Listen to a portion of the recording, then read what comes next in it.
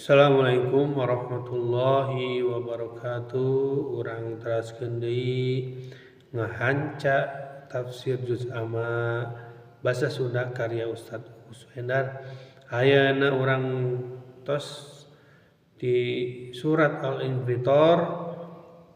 Ayeuna tos dugi ka ayat 8. Insyaallah urang bacakeun dugi ka ayat 12. أعوذ بالله من الشيطان الرجيم كلا بل تكذبون بالدين وإن عليكم لحافظين كراما كاتبين يعلمون ما تفعلون Sadaqallahul Adzim.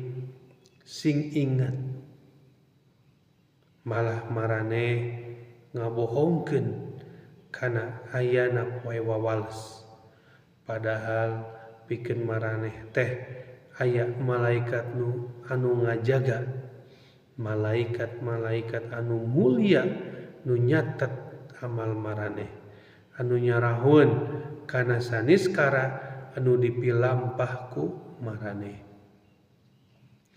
Kala ulah kitu dielingan kalah noyot bal malahan tukazibuna maranehna beuki wangkelang ngabohongkeun bidin kana ayana poe wawales, poe di balitungan keunana setiap amal manusia.